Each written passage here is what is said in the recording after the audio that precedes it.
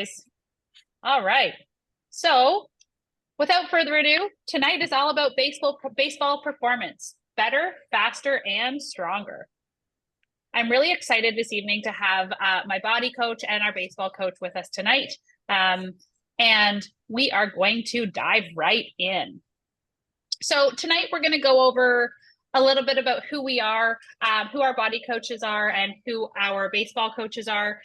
We've got Coach Chris and we've got Dan this evening with us.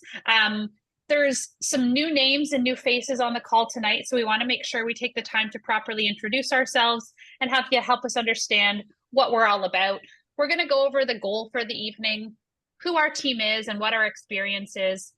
What really spurred on the webinar this evening was all about our baseball research. So we're going to dive into that to really tee up some of the key player trends that we're picking up on across junior elite baseball players, discuss the importance of the off-season and training properly during the off-season and what the off-season is for, and then really share some exciting stuff about our new and improved baseball MRI.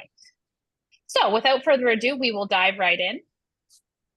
If there are any questions tonight, please feel free to either raise your hand or type the question into the chat. I'll be monitoring that over the course of the evening. There's no silly questions, and we will make sure that we address all questions by the end of the night. So who are we? Hansberger Physio is all about utilizing cutting-edge healthcare solutions to reduce the negative impact of injury and poor health on people's lives, but most importantly, enhancing athletic performance. That's why we're all here tonight. Our philosophy. With biomechanics as our guiding philosophy, our team abides by a comprehensive approach to injury prevention, recovery, and athletic performance. We've now been recognized as worldwide leaders through our work with Canada's top professional athletes, sports teams, and Olympians. We use innovative healthcare technology to build our assessments and treatments to validate biomechanical and functional movement. We are subject matter experts in the sport-specific physical demands and about load required on your body, which supports our injury prevention and athletic optimization philosophy. So that's a lot of words there. We're really going to explain what that really means for you and your players and your kids who are really trying to take their baseball performance to the next level. So a little bit about our team. We are a dedicated team of regulated health professionals, including registered physiotherapists, massage therapists, osteopaths, athletic therapists, athletic trainers, fascial stretch therapists, skills coaches, and more. The team continues to grow, but that's a little bit about some of our credentials in a nutshell. Why?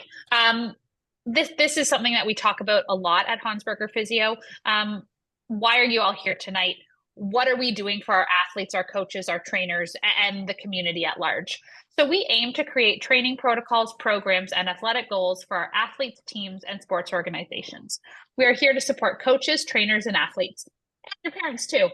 In doing so, we work collaboratively with to optimize biomechanics, functional movement, and sports performance. And we're going to dive into a little bit more about that tonight. We do not aim to replace your coaches, athletic or personal trainers, or existing medical staff. We are here to be adjuncts to that and help support your athletes and your kids through every other phase of the sports cycle and the periodization plan. So tonight is a little bit about sport-specific athletic management, and that's, I think, what piqued most of your interest in joining the call this evening. So why guess when we can test is one of is what drives a lot of what we do at Hansberger. So when we say that, it's about technology and technology supporting our training programs. So you cannot create a treatment or training plan on top of a physical dysfunction. And we're going to go into a little bit about that in terms of what we've learned from our research.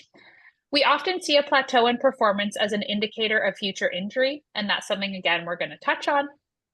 Through assessment, testing, and athletic monitoring, we can pick up on what we cannot see with our naked eye. So while technology is fantastic, technology never replaces sound programming, and that's why we have Dan and Chris on the call tonight. Technology and a thorough assessment provides a clear path to optimize athletic performance, but also about 98% of the clients we see have some type of biomechanical fault that impacts their health and athletic performance at any age across every sport and every activity. So the importance of seasonal skills testing, and we're going to kind of get into what that's all about tonight. is first and foremost, the benefit of early screening lies in its ability to prevent injuries and optimize performance. This process involves assessing the athlete's physical condition and sport-specific requirements by position. This allows for insights to be shared with the coaching and training staff to ensure the athletes peak at the most important part of their season, and their training supports the intensity of the competition. So on the call tonight, we may have some varying ages of our players with different goals, whether you're looking to make D1, D2, play ball in Canada, make the U14, U16 rep team. There's going to be a number of different goals that you may have as players or for your athletes. And we're going to walk through a little bit about that tonight as well. So here's just a really great overview of all of the different facets that Hansberger Physio Plus supports. You're going to hear a little bit about a lot of these things tonight. What you might not hear about is concussions. We will save that for a later date, but you're going to learn about athletic performance, our athlete programs, some of our team programs, what the treatment and sort of the body coaching looks like. And then we're going to share a little bit more about our Vision Performance Center as well. But all of this really combines all of the key elements of an athletic sort of management program, especially as we lead into the off season. So the goal for tonight, we really want to help you guys understand linking body performance to baseball success. We also want to be able to share the identifying key trends in junior elite baseball players, and that's something that we're really excited to dive into. Helping you guys understand the importance of integrating skill and body training. Most importantly, though, the goal here is to prioritize the athlete, maximizing the off-season and unlocking player potential for 2025. As well, what we're here to do, and this is one of the most important things, is preventing injuries by addressing biomechanical breakdowns. So I've spoken enough tonight. I really want to pass the ball over to both Dan and Chris. So Dan, I'm going to pass this over to you to introduce yourself, and then we'll pass the mic to you there, Chris. Awesome. So as Robin mentioned, my name is Dan Hilborn. I'm a certified athletic therapist and osteopath. Really spend a lot of my time working with rotational-based athletes. Golf and baseball are the two major sports that I do the majority of my work with. I spent 2013 with the Blue Jays as part of their medical staff, and then did a number of trips with the Team Canada junior national team as a therapist with the team. Been to Mexico, Houston, Dominican, kind of all over the Caribbean with them. So I spent a lot of time working with baseball players and trying to optimize their performance, keep them on the field, and keep them healthy. All right, most of you know who I am. I'm Coach Chris Rafalios. I played baseball 4 years, Division III at the College of Worcester in Ohio. I've got many certifications that I have, mainly the one being the baseball development coach with Baseball Canada. Most of my work's done with the Aurora King Baseball Association. I do a ton of work locally in the community. I'm also the umpire-in-chief, handling all umpires, teaching umpires, and all of that. But yeah, the whole point of me being here is to help develop baseball players. It's my love, it's my pride and joy. So let's dive right in. Cool. So let's just dive a little bit into some of the research we've been conducting over the last little bit. There may be some of you on the call that actually came in and participated in the research, but for those that didn't, the main thing we looked at was how posture and biomechanics are going to affect performance, and more specifically, how it's going to affect arm strength and exit velocity at the plate. So what we did is we brought in 50 players over the last couple of months, and we did a little bit of assessment. We looked at how certain joints rotate, how we create flexion, how our body moves. We then looked at arm strength, and we looked at their lateral velocity in their swing. We'll talk a little bit about some of the tech we use to assess lateral velocity, but in a nutshell, it's how quickly you can move left to right or right to left based on if you're a right or left-handed batter. What we did from there is we corrected some of these very simple biomechanical corrections, and we found that this almost immediately improved performance. We saw arm strength improve, and we saw lateral velocity improve almost immediately. Performance issues often stem from physical restrictions. If we're not addressing the physical restrictions, performance is going to be limited. once we correct the physical restriction, that's when we want to send players back to their skill coaches like Chris, because that's when they're going to be able to have the most success. So the first thing that we looked at was rotational velocity. Rotational velocity is essentially how you use your kinematic sequence in the swing. If you don't know what your kinematic sequence is, it's the order in which our body needs to move to maximize power, whether that's pitching, whether that's at the plate. We need our hips or pelvis to move first, followed by the thoracic spine, followed by the arm, followed by the hand, followed by the ball or bat. If we don't have things moving in that order, we're going to have limited performance. We're going to have the higher risk of injury.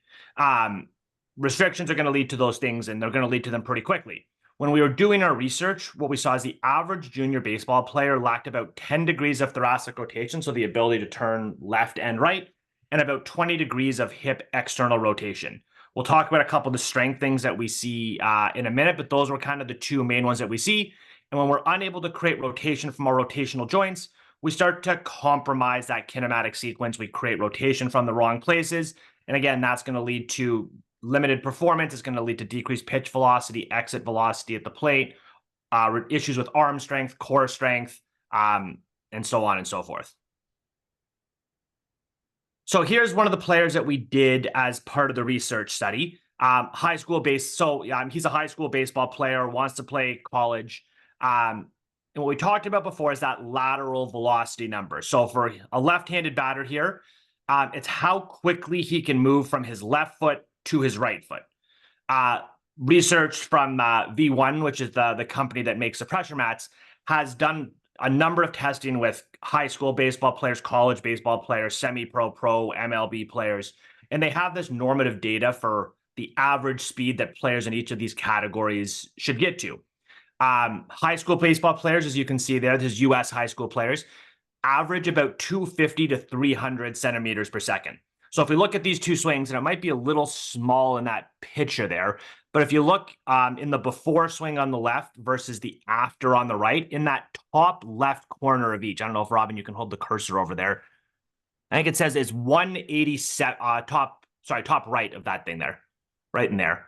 In fact, you may or may not be able to see that number, but it's 187 on the left. So he moved 187 centimeters per second from his left foot to his right foot. That's pre-correction.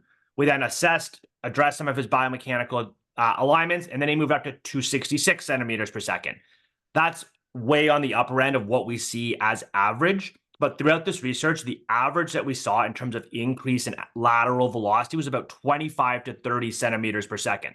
So if you're going up to the plate and you have these postural biomechanical issues, you're setting yourself up to not be as successful as you can just physically by not correcting yourself right before you're at bat. And I'm sure, Chris, you could probably chime into some of the, just from looking at the before and after swing from a technique perspective.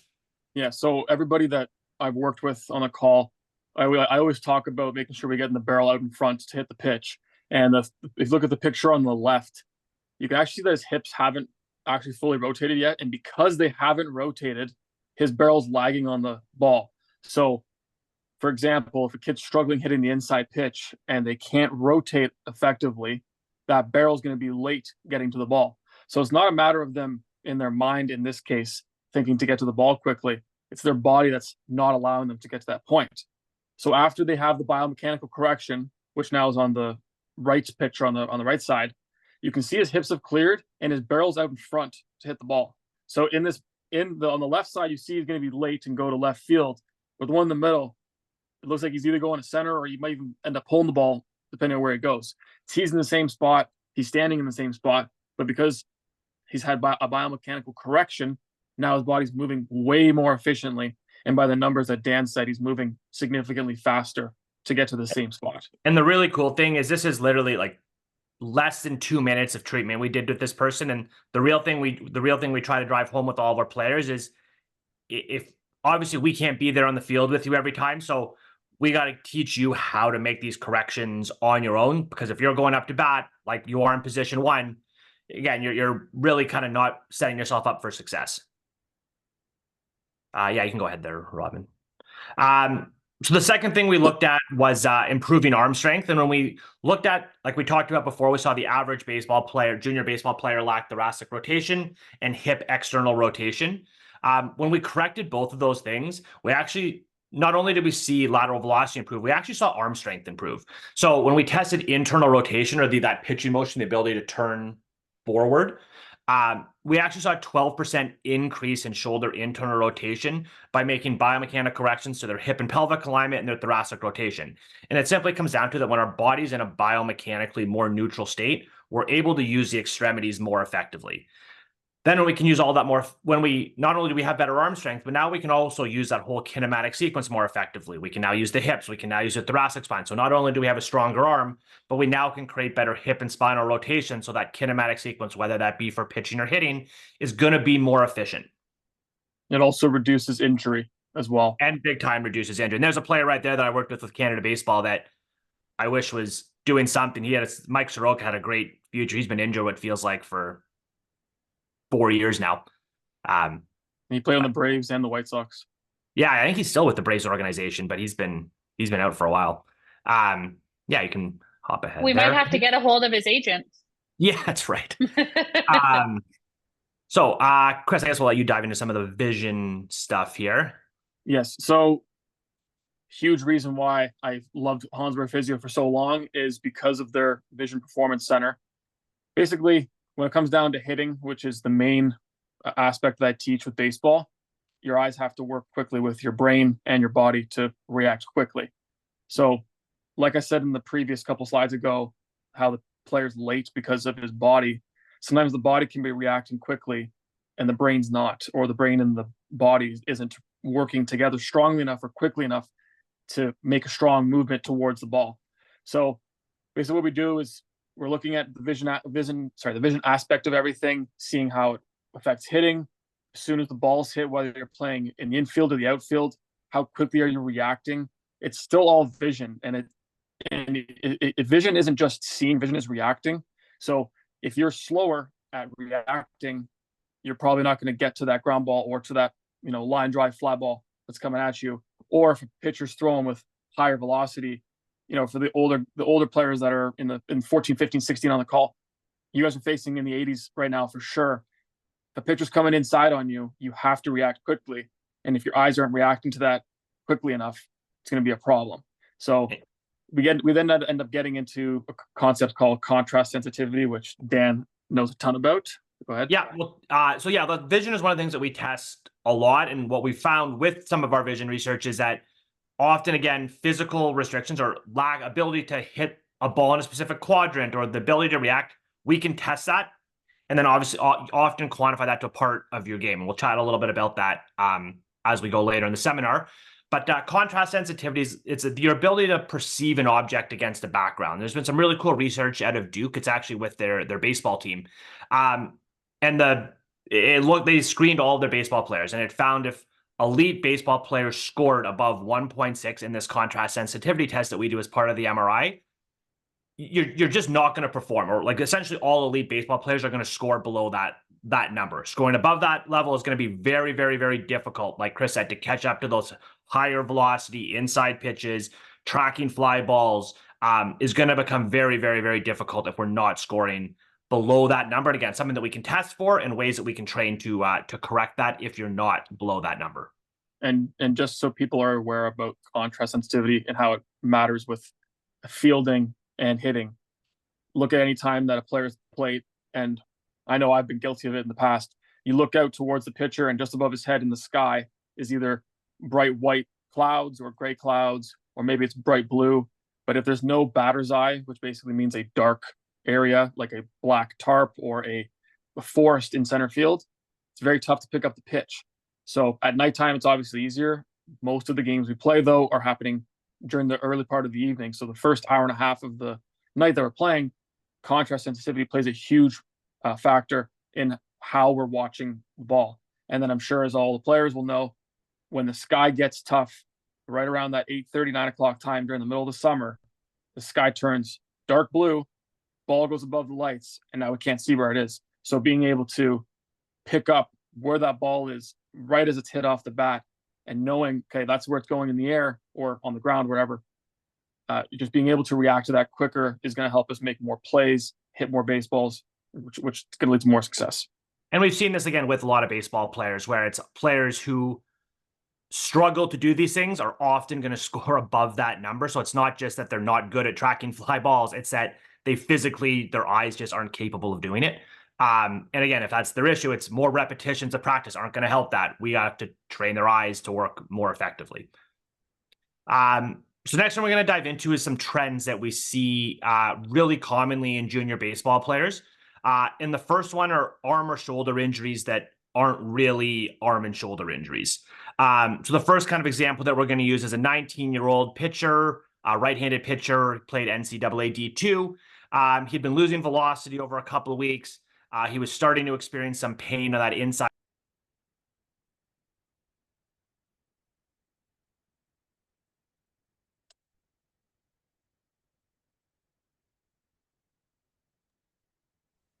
Sorry, Dan, I think you've somehow been muted.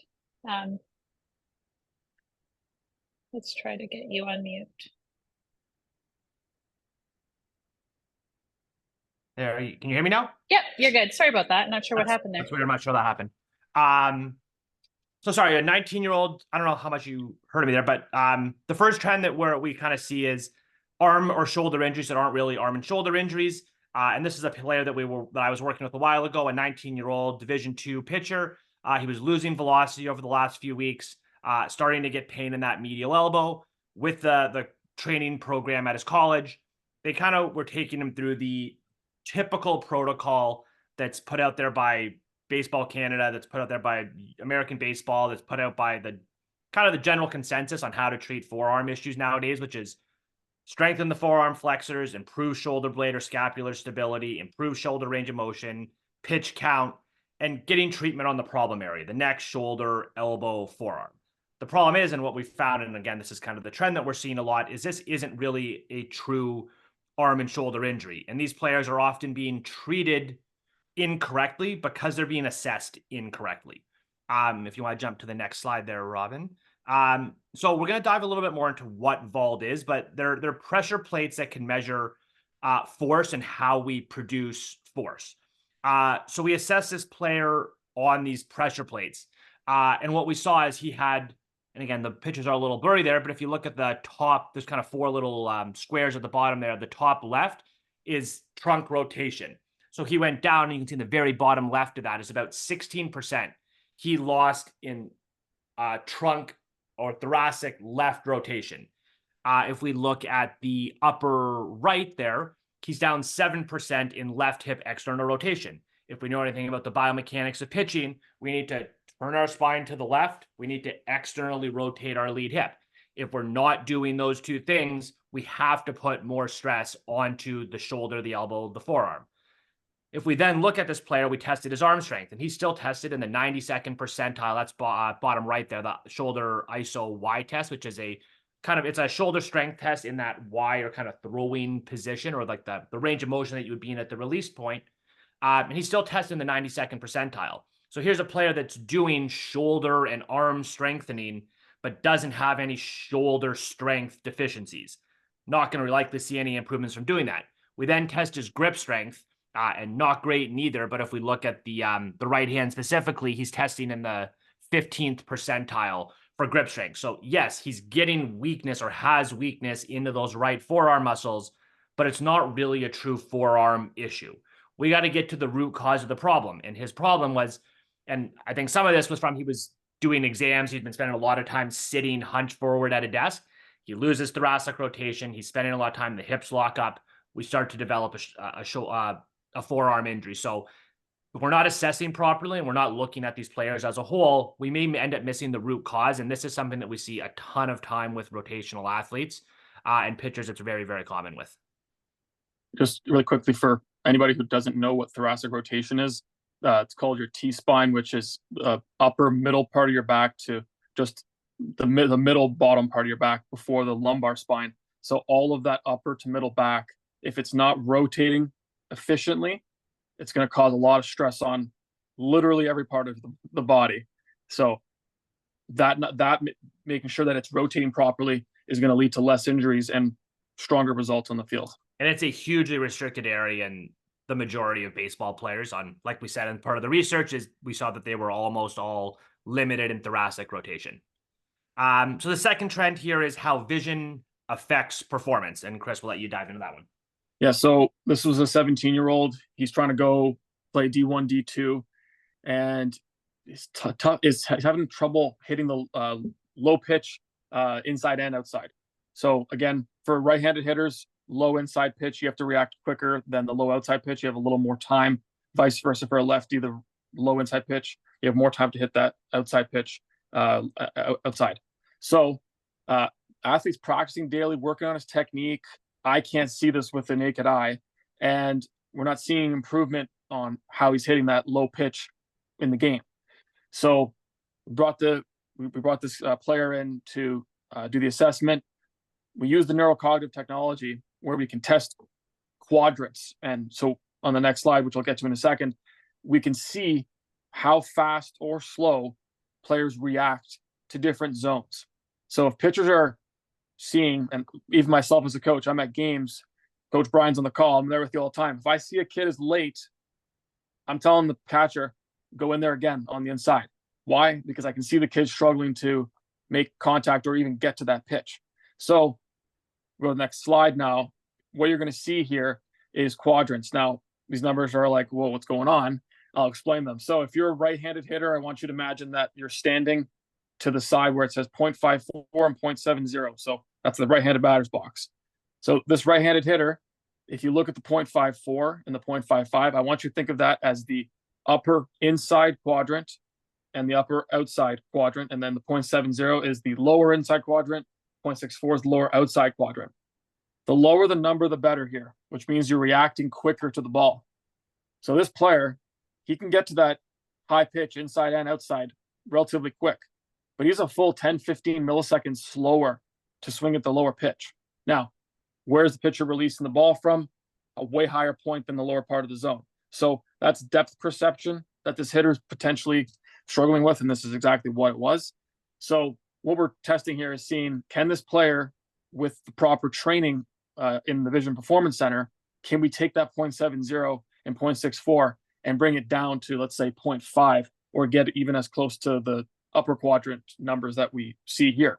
So we tested this player over and over and over, and over time, he's now getting himself where he's reacting at 0.5 on those lower pitches. And as a result, he's now reacting to pitches at the plate at high velocity, way more efficiently and way more successfully than he did prior to coming in and even knowing. Because he, again, naked eye, you can't tell that it's a vision problem. We had him do the vision test and we had him do the biomechanical test. I'm sure it was both, but definitely the vision was a problem, and that's where we solved the answer there.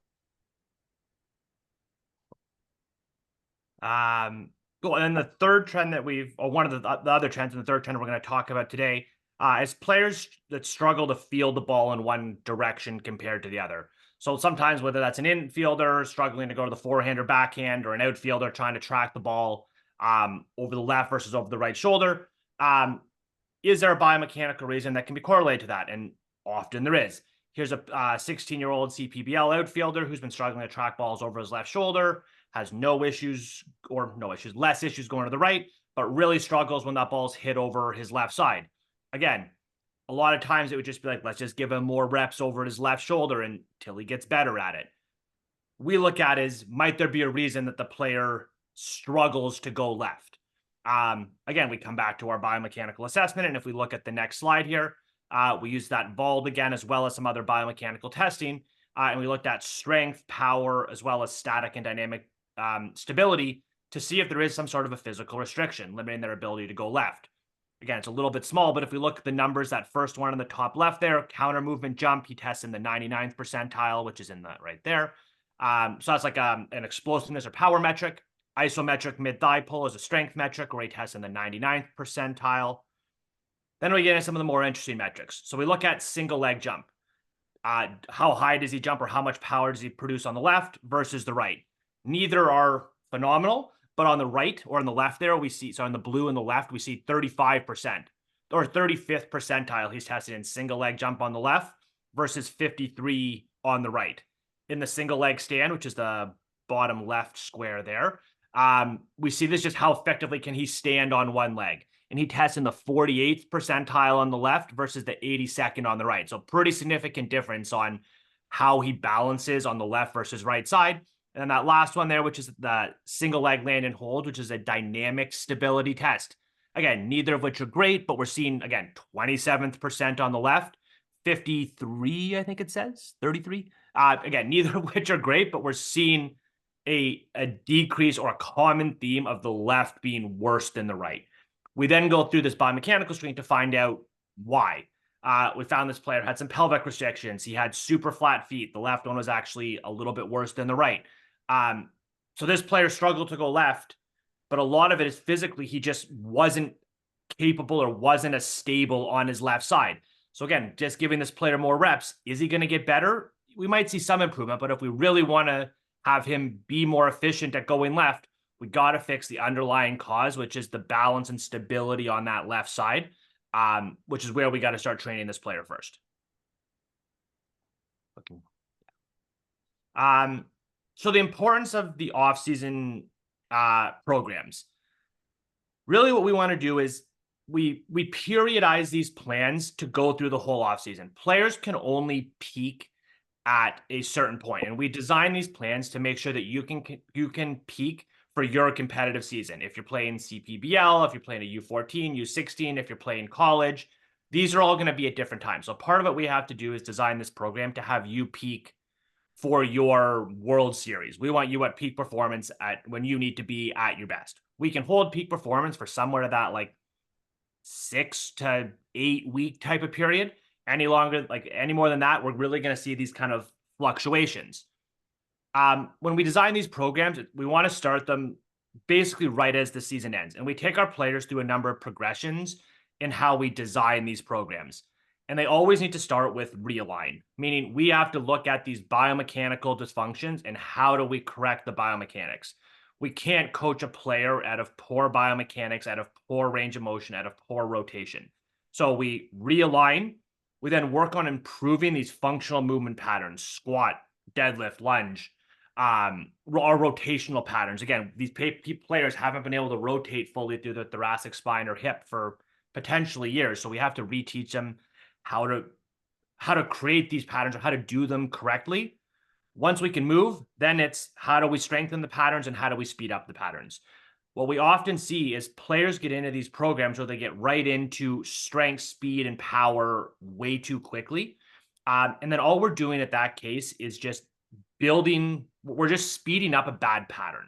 If we go back to that example, we watch those two players that before and after in the research, those two swings. The before where we saw the player's hips unable to clear, really slow lateral velocity.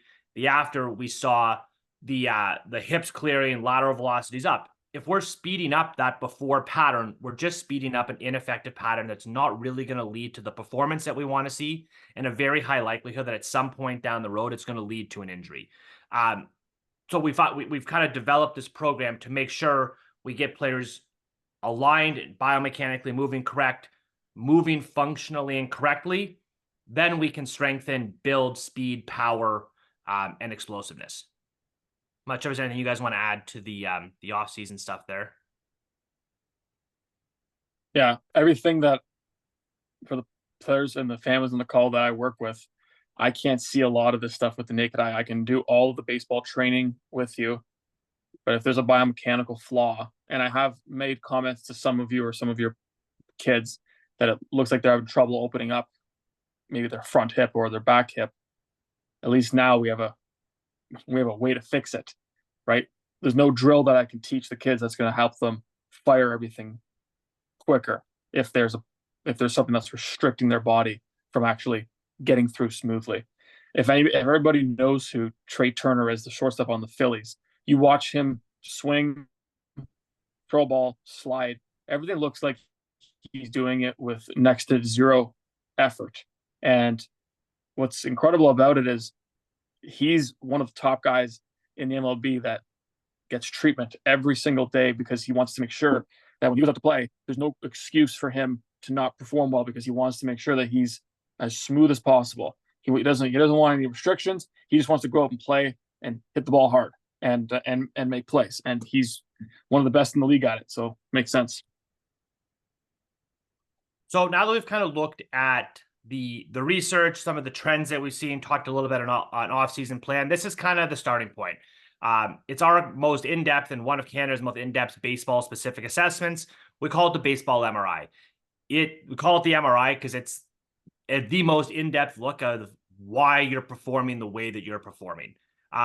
You can see from the slide here, there's a whole bunch of partners we've kind of partnered up with and used, from Blast, V1 Sports, heart rate variability, the HRV training, Vold, Neuro Tracker. We'll dive into all of these as we go through. But the baseball MRI, it's a 2.5 hour assessment, 1 hour where we're going to do some baseball skills assessment that we're going to dive into a minute, a body strength, power assessment, biomechanical assessment. We then kind of send you away and take some time to analyze all the data, come back in for a 30-minute follow-up where we'll kind of go over all of the results and how are we going to get you to your goal or where you want to be for this upcoming season. And that's where we kind of start, is with goals. Is we want to find out kind of a current history of where your game's at, your skill level, and where you want to go for the upcoming season. And we really do harp on this, and we'll touch on it really quickly now because it's something we want players to think about before they come in for the assessment. Is the goals need to be super specific. A goal, like a week goal, would be something like, I just want to hit the ball harder. I want to play college next year, versus I want to hit 300 next year. I want to play D2. I want to play D1, whatever that might be. The reason we really need these strong goals is it guides us into how much work you're going to need to do. If you hit 150 last year and you now want to bat 300, we're going to need a lot of work to get you there. If you hit 290 last year and you want to bat 300, that's going to change how we structure a plan for you. So the players on this call, parents, coaches, important if you are coming in for this assessment at some point down the line to start thinking about these goals, because a lot of times we have players come in and we ask them to be specific and they're like, you know what, I've never thought about that before. So something that we really strive to have players think about before they come in. And then the most important thing that we do is keeping them players accountable. So yeah, I'll let Chris dive into this a little bit, but we look at the first part of the skill assessment is swing and pitch using the V1 and K motion. I don't know if you want to dive into that a little bit, and blast as well. Yeah, so we saw it very briefly earlier in the presentation. There's a V1 pressure mat that we have the players stand on, and you'll actually see pictures of me or videos of me doing it later on. And what this is doing is it's showing us how I'm creating pressure with the ground. Because when we're standing up, we're already engaging with the ground. If we weren't engaged with the ground, we would just fall down. So we want to see, as we take that, as we load and stride, for myself as a righty, as I stride into my left foot to start rotating and fire towards the ball, I want to see how much lateral velocity I can possibly create. And then I want to see, can I be dynamic with my vertical force? And vertical force is us being upright in our swing, but staying in that position. Remember, we're not going from here to hit. I'm here and I'm rotating in this position. So I want to see that vertical position and how strong I can apply force. And then the other part, which is called K-Vest, is where we look at kinematic sequencing. And for those of you that I was talking about this over the past few weeks, sequencing is so important for both hitters and pitchers. I talked about what has to go first. Hitting, that front foot's got to come down, then the hips got to rotate, then the shoulders got to start turning, and then the hands at the end. You'll see, well, maybe we don't have one on here today, but there's swings that, oh yeah, so we have a graph. I don't know if it's the one of me or if it was someone else, where I swung and my shoulders rotated before my hips. Lack of rotation in my front hip. So my left hip, sorry. So I'm able to see that now using this system.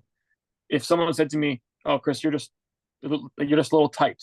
Okay, I'd be like, okay, cool. So I'll just go stretch. I didn't know what to fix or what stretch to do to actually assess the problem. So that's where we get into that. And then, of course, I know so many of you know about blast, so I won't dive too deep into that, but we'll touch on it a little bit.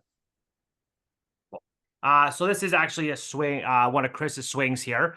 So if you want to play the video, you can kind of see it. I know it's a little bit small, But if we look at the video here, you can see that's 74% of that number 74 is Chris has 74% of the weight in his right foot. He then loads, you can see getting the foot up. He goes to that weight into that right heel, 100% of the weight into that back heel as he swings. As he goes forward, we see those numbers jump. As he gets to that contact position, he's got about 85 to 87% of the weight on his front foot. So this is just we use the V1 to look at a number of different things. First thing is just purely the pressure trace. Are they on their front foot? Are they on their back foot? Are they on their heels? Are they on their toes? And where does that happen at different parts of the swing? Good hitters are going to have their weight in different part, like in their heel versus their toe, in the back foot versus their front foot in different parts of the swing. And again, things that you can't really see with the naked eye, these very specific numbers of how they load, how efficiently they load, and the timing at which it happens. The second thing we see there is that yellow line. What we want to see as a player goes from their back foot to the front foot, and Chris does this very well, is that line is very linear, meaning it goes straight into the back foot, straight into the front foot. A lot of times players have major restrictions. They'll get what we call a Z pattern, or this little kind of hiccup, where as it goes from the back foot to the front foot, we see it kind of stall out. And obviously that's one, becomes a performance issue, but two, we use this consistently with our players to be able to pick up issues before they even happen. So a lot of the times we'll see players with these pressure traces that change, and that can be a good indication that there may be an injury or something looming that we can catch before it actually becomes a problem. You want to jump to the next one. The next thing we look at on, I think that's the same one. Yeah. So this is the lateral velocity graph. So this is the one we looked at before. So if we watch that red line as it goes across, the white line is the amount of velocity he moves from in that point into his right foot. And then as he goes, we see it go up. He's now starting to accelerate left to reach his peak kind of lateral velocity. We talked about numbers a minute ago, but he gets to, what's it, 277 lateral velocity. Lateral velocity is pretty good. Two things we look at with lateral velocity though is one, how much or what does that number get to? In this case, 277. The second is the timing of the lateral velocity. So if we see a player, we want a player to fully be able to stop their lateral movement before making contact with the ball. Think about throwing a pitch. You wouldn't want to release the ball as I'm continuously moving left. You get your weight left, you plan on your front foot, then we start our rotational pattern. What we see in Chris's case here is, again, he creates a lot of lateral velocity, but it's happening a hair late. So if we watch it kind of goes through the swing here, is he's peaking, again, right there. And he's at, is it continuing to go there? Oh, sorry. So he makes contact at about his peak lateral velocity, where we want him to be finished moving left. If we watch this red line continue to move here, it stops moving left there. That's where we want Chris to be in terms of his lateral velocity. So we want him to be completely done moving left before contact with the ball. So again, great velocity. It's just a hair late in terms of when we see it happening. And we know Chris has some left hip issues, which is likely part of the culprit for that. And really quick, that explains, I feel like I'm always early on pitches when I'm hitting. However, after looking at this, there's times where I feel like I'm late on a fastball when I know I shouldn't be. And I didn't know why. And this explained a lot. So after getting treatment with Dan, I go and play, and now I feel like I'm super free. Now, again, the treatment that he gives me doesn't apply when I go play 3 days later. So the exercises that Dan's giving me, I have to do those, right? So talking about keeping us accountable, right? I have to be accountable to myself if I want to be playing better, right? So really quick, I know I'm diving a little further here, but as parents, you're going to tell your kids to practice. That's great. The kids need to make sure that they're also accountable to themselves. That's the whole point with this, right? Sorry. And that's 100%. And what we really want to do is, now that a player can move freely, it's now how do we, and this is part of what we're going to do as part of the coaching program, is now that we know that you're late getting left, we can now train you to do that. But again, these things are happening in fractions of a second that you're not going to see with the naked eye. And he's literally like hundredths of a second late. and that's affecting his ability to perform. So these are things that we can now see, we can objectify, and we can get him moving better through treatment and exercise. But now we can coach him differently to be able to do this more effectively. Last one we look at here with the V1, we'll go through this pretty quickly, is dynamic vertical force. So it's how much force you push into the ground, which is going to create more vertical force going up. And again, I know those numbers are really blurry, but if we look at the orange numbers at the bottom, it says, I think 1.62 right there. So that's his total body weight as a fraction or as a decimal. We see the yellow numbers being the trail foot right there. So that's total and trail. And then the blue line, as we see that go through, is his lead leg. So as we go through, again, just like with the lateral velocity, we want to see how much vertical force is he producing and at what time is it happening. With the trail leg, or that right foot in Chris's case, we want to see him produce about his body weight. If you want to pause it just for 1 second, Robin.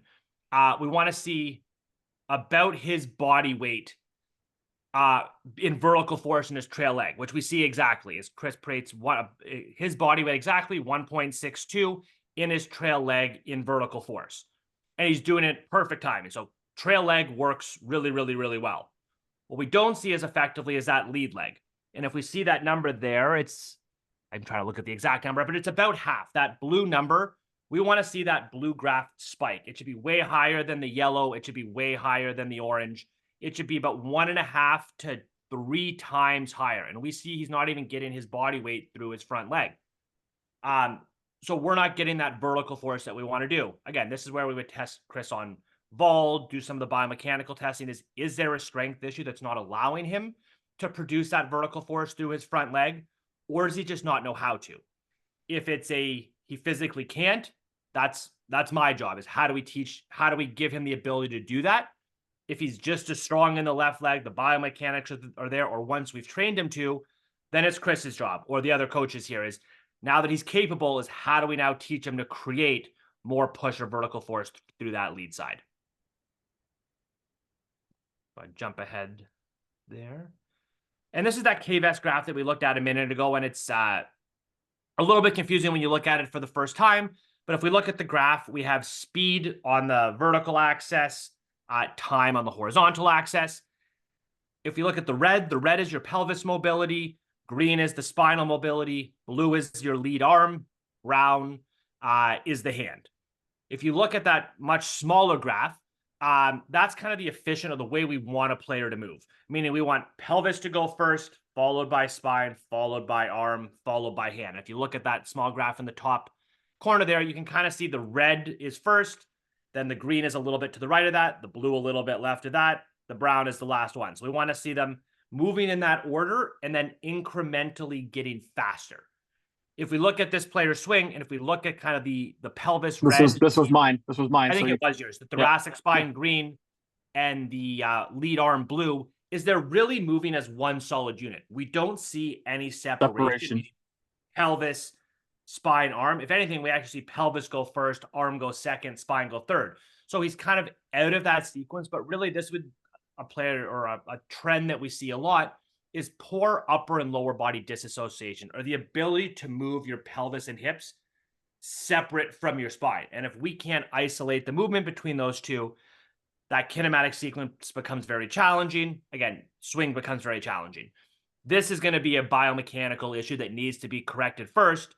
But again, once these biomechanical things are corrected, now let's go back and work with our skills coach to how do we now have the mobility, how do we train to do this more effectively in our swing?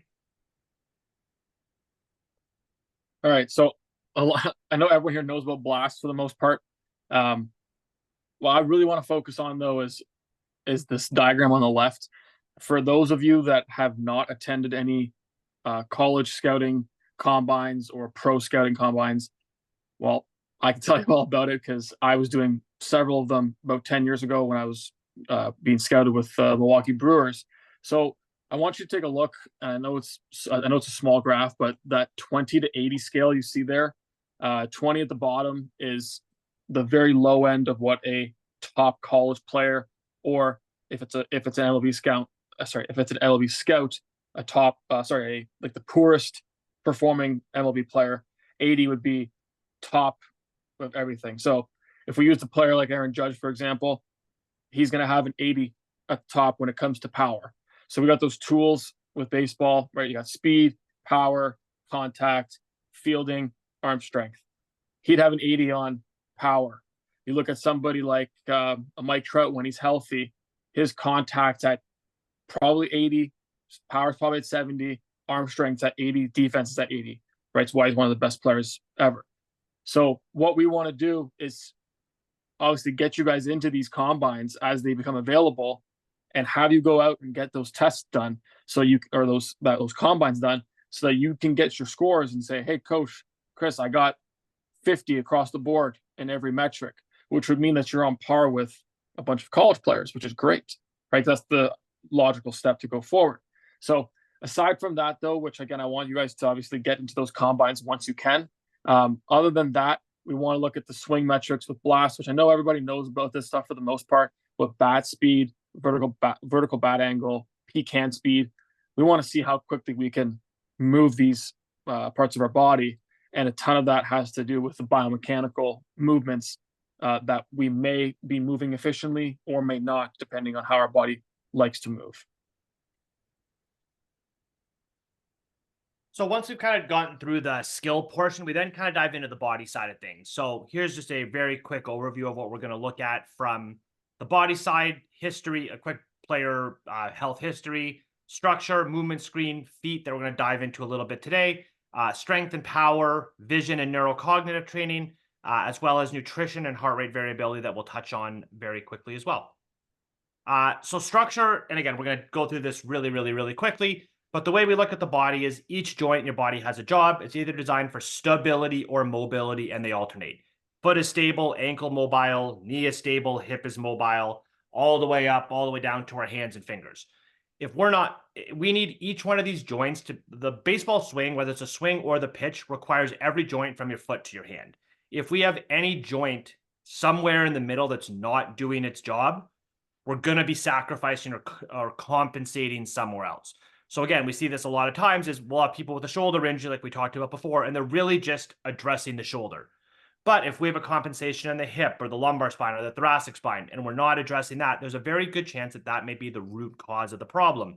And if we're not at the bare minimum assessing all of these joints, we may never get to the root cause and we may never fix the problem. So we really want to do this head-to-toe scan to make sure that all of these joints are doing their proper function, one, to maximize performance, but also to make sure we're reducing the risk of injury as we play. We then look at feet. Baseball is a ground reaction for a sport, and our feet are our direct link to the ground. This is something that I think is hugely under-assessed, undertreated, and undertrained, whether that's from a performance perspective or a rehab perspective. But if we're not using the ground effectively, we're not creating power, we're not creating speed. If we're not in the right shoe that matches our foot, our performance is going to be limited. And it's something we can test with players is we can put them in one shoe and test them on the vault to see how they test with power, speed, explosiveness, balance. Put them in a different shoe. Let's find the shoe that's right for your foot. Too many people are wearing the wrong shoe. They're in orthotics that aren't made for their foot. They have very flat feet. They might need an orthotic, or they just need to be trained how to use their feet more effectively. Whether that's specific exercises for the feet or exercises for the feet and the whole lower quadrant. But looking at the feet and proper footwear and how we use the ground is crucial to performance. Then the next thing we look at in the physical screen is strength, speed, and power. We do a number of tests for these. Some of the partners we use is Vauld, Dynamo, and Core 360. Vauld we've talked about quite a bit. We'll chat about again in a minute. Dynamo is a really cool tool. A lot of MLB teams actually use Dynamo, and they use it preventatively. And it's something we do with a number of our players as well too. Is we'll actually, before going out to throw, before like in your recovery post games if you're a pitcher, is we'll actually test your grip strength. We'll test it preseason. We'll test it after a pitching start. When you come in for a training session, if you're going to pitch the next day, let's look at how your scores compare to preseason. Let's look at how they compare to the session before. Let's look at kind of how we're progressing. If we see these major drop-offs, again, for a pitcher in the forearm strength, we're saying, whoa, what's going on here? If we look at back to those trends in baseball, we know it's likely not just a true forearm issue, but at least this is a quick way that we can scan and say, there's something going on here. There's a higher risk of injury, a higher risk of decreased or limited performance. And then we got to start scanning back. If they test really well, great. Arm's in a good place, biomechanics are in a good place, and we can kind of move on into the start. Core 360 belt, we're not going to touch too much on today, but it's something that a lot of players do ineffectively is they just don't know how to activate the core muscles correctly. And we come back to that off-season plan that's we start with realigning and then working on improving these functional patterns. A lot of that is how to just activate core musculature correctly, how to do that in simple positions, how do we keep the core on through some of our rotational patterns, which when you come in and do this assessment, you'll see a lot of players really, really struggle with. So if we go to the next slide there, these are just some of the vol numbers. And with vol, I know we've chatted about this a little bit already, but the three things we really look at is strength, or how much force a player can produce, power, how quickly they can produce that force, and then balance and stability. Can they stabilize their body to be able to produce the force efficiently? The really cool thing with Vault is it gives us two things that we look at a lot. Is one, it gives us progressions for yourself. So session over session, when we assess you, we can see, are you improving? Are you not improving? If you're not improving, we have to talk about how do we change the plan, but we use this to constantly monitor our athletes. The second thing it does is it gives us percentiles. So it looks at where you fall in strength, power, and stability metrics in comparison to other males or females in your age category. So it kind of gives us a guideline of where you're at from strength, power in the upper and lower quadrant, which really guides us to help to create these programs more effectively. Often players struggle in one or more of these categories. So if we're really strong, but we're not explosive enough, great that we're strong, but if we can't produce that power quickly, we're not going to be able to take advantage of it in the swing. If we have strength and power, but really poor stability, again, are we going to be able to translate that into athletic performance if we can't stabilize the power? So we need to scan and screen for all these things to find out where our players are lacking, and guides us into how we're going to create a plan for them going forward. Again, we'll just touch on nutrition quickly. We do really quick nutrition scans. We'll just chat a little about in the assessment about general hydration, nutrition. We work with a couple of really great nutritionists and dietitians.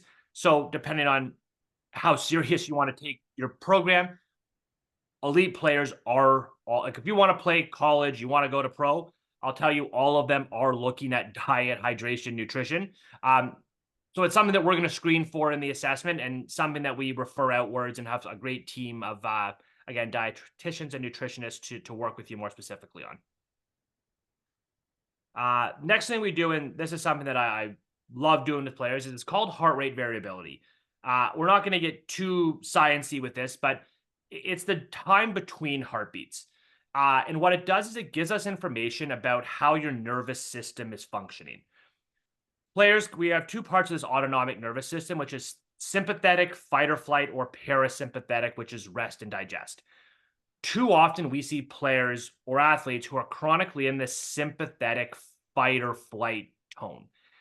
When we're in this state of fight or flight, or this sympathetic tone, it's going to lead to performance issues, and it's going to put us at a higher risk of injury. So this is we have this heart rate variability app in the coaching program we put together, allows us to actually track this for our players day to day, month to month, and allows us to actually see how our players are responding.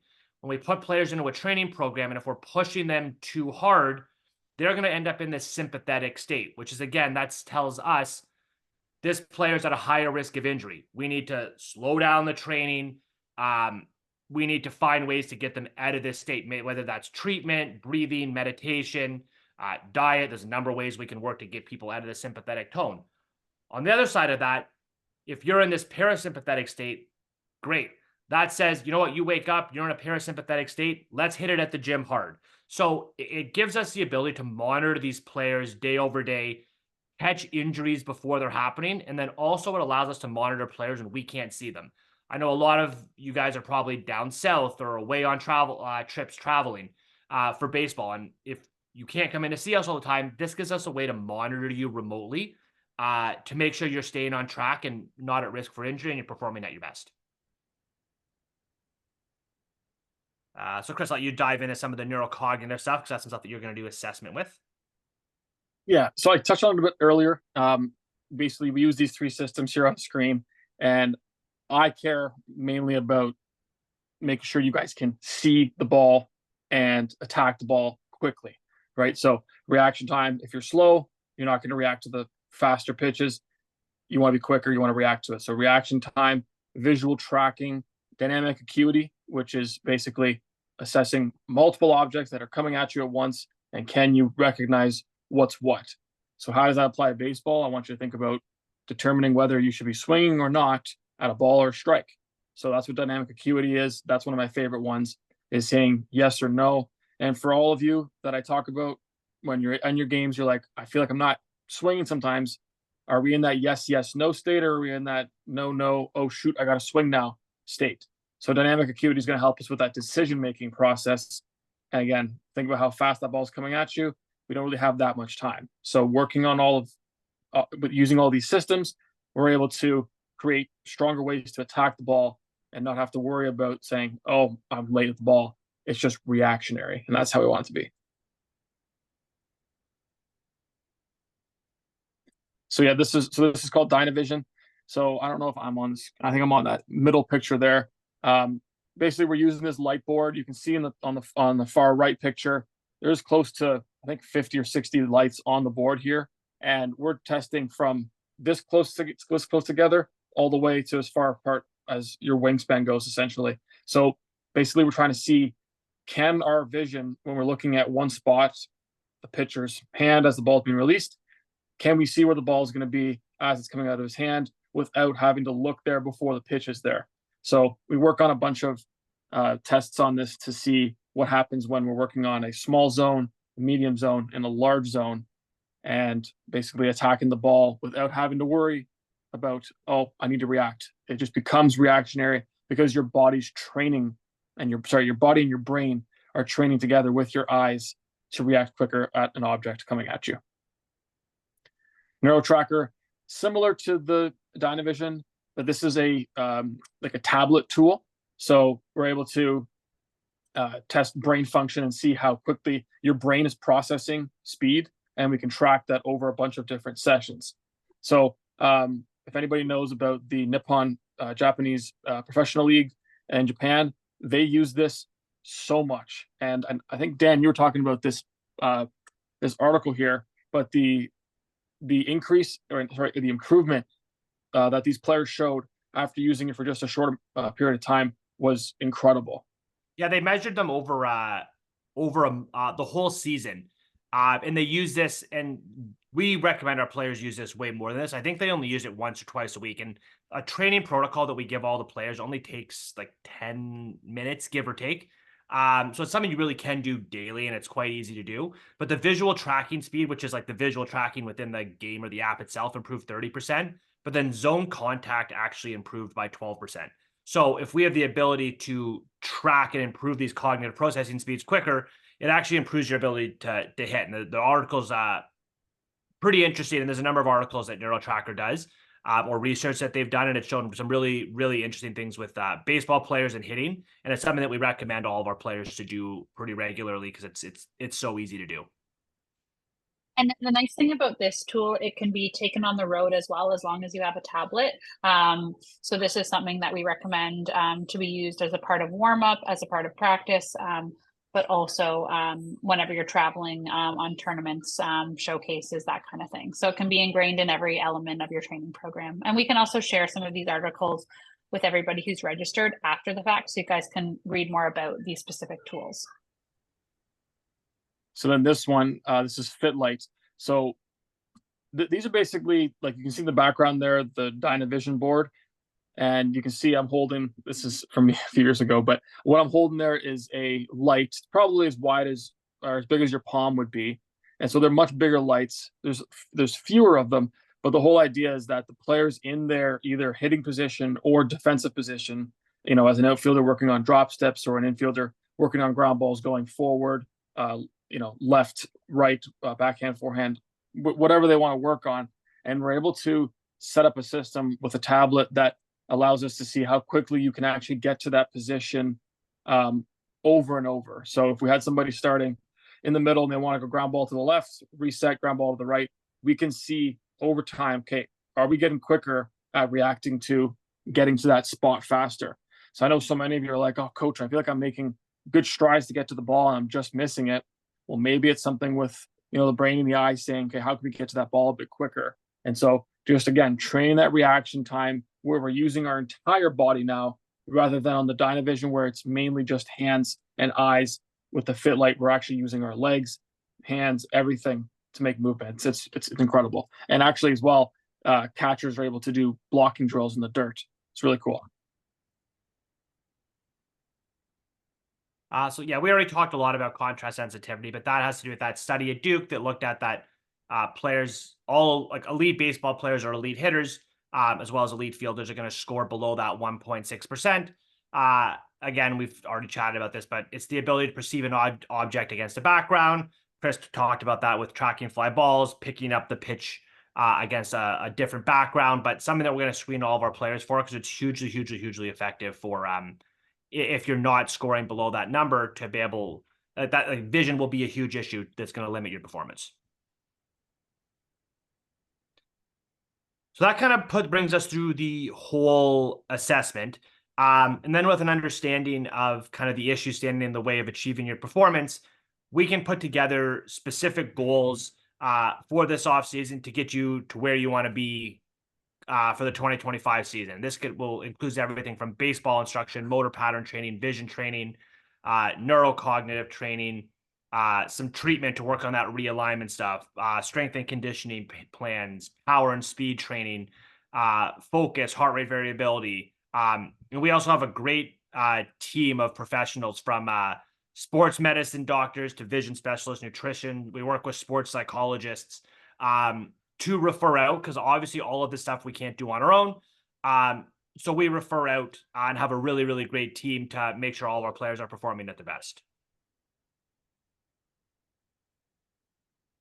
So how do we get started, I guess, is the big question. So you can see that we have a couple of dates set up for these MRI assessments, which would be Saturday the 19th and Saturday the 26th of October. And the performance plans are going to run November to March. So they're going to run through the off season. And as we go through these really are going to kind of consist of some individual and group training, some individual training sessions with myself to work on body strength and conditioning, movement pattern stuff with Chris to work on technical skills, hitting, fielding. We're also going to run some really cool group sessions where we can come in as a team and we can work on motor pattern retraining, hitting, vision, neurocognitive training, as well as the Neuro Tracker subscription, which is that visual tracking, which is hugely, hugely effective for all of our players. So right, yeah, we don't need to dive in too much into exactly how the program's like bi-weekly, weekly, and that stuff because I know we're running a little bit over in time. But after we kind of go through the assessment, we'll kind of chat about, again, the goals and where you want to be. And then we'll kind of put together a plan that will involve some individual, some group training, some vision training to make sure we get you to where you want to be for next summer. Awesome, guys. Well, this has been really insightful. I know we have gone over and we appreciate everybody's time. We will share all of this stuff via email. We have the session recorded, as well as we will share some of the costs and dates. We do have limited availability for the baseball MRI. There will only be 14 spots that we open up. We will offer 7 assessments on each day. Again, that's October 19th or 26th. If these days don't work for you, we'll work with you to find something else that does. But then we'll dive right into the performance plan. So if there's any specific questions, we'd be happy to open up that now. Or we can field those questions via email and carry on the conversation individually about you and your specific player and your specific goals. If anybody has questions now, if people have time, we can talk. Yeah, we're happy to stay and answer them, but we also understand if you want to, like we said, we are a little bit over. If you want to email, we're happy to do that as well too. If you are looking to sign up, you can email either myself or Chris, and we can lock you guys into a spot for one of those days. Now, Dan, there is one question specifically about healthcare insurance. Is any of this covered? Yeah. So, as I mentioned at the beginning, I'm an athletic therapist and osteopath. If you have insurance for either of those, and most extended healthcare plans will cover that, as well as a health spending account. My portion of any of the assessments, treatments, strength stuff, all can be. Obviously, baseball performance stuff with Chris can't be covered under insurance. But anything that's body specific related absolutely can be. Wonderful. Well, I think that we are going to leave it here for this evening. I just wanted to thank both of you guys so much. Coach Chris and Dan, you guys shared so much insightful information with us. All of this we will share with all of our registered participants in the next 24 hours. Thank you all for joining us this evening, and we will talk to you soon. Thanks, everybody. Thank you.